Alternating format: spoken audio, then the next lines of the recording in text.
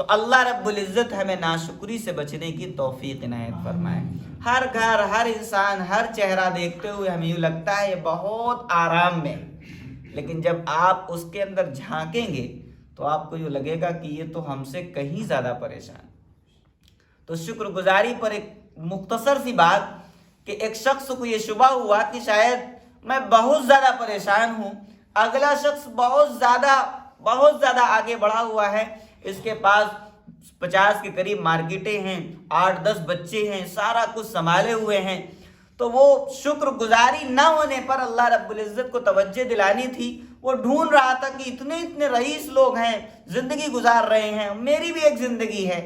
तो खैर देखते देखते वो एक मुनइम और इनाम पाए हुए अल्लाह के अता करदा बंदे के पास पहुंचा और उससे पूछा कि तुम कितने खुशनसीब आदमी हो, तुम्हारी इतनी दुकानें, इतनी प्रॉपर्टी और ये सब कुछ तुम्हारे पास है और तुम्हारे इतने नौजवान बच्चे हैं।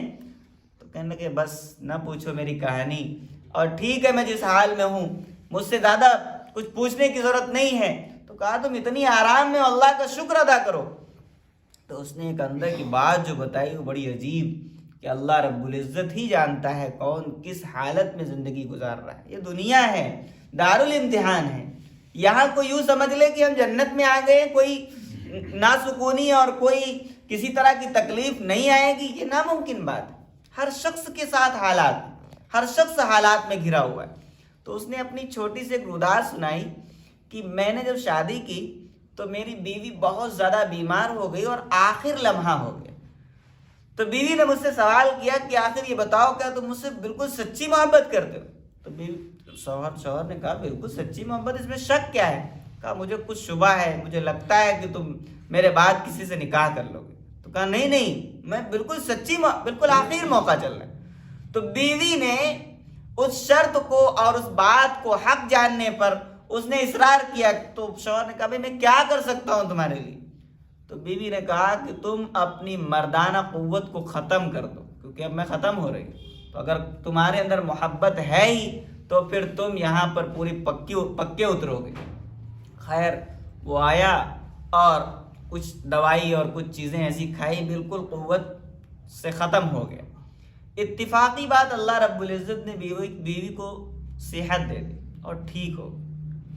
अब मामला आ गया ये कि अब ख्वाहिशात और सारी चीज़ें, तो अब इनके पास वो आज़ार ख़त्म हो गए। तो अब इसने दूसरा हिस्सा जोड़ लिया अपने हिस्से से, और औलादें जो 11 थीं वो सारी की सारी ऐसे बद कामों से औलादें हुई। तो कहा तुम जो औलादों को शजरा देख रहे हो, मैं इससे देख देख कर घूट घूट पीता हूँ, रोता हूँ, ये मेरी औलादें नहीं है।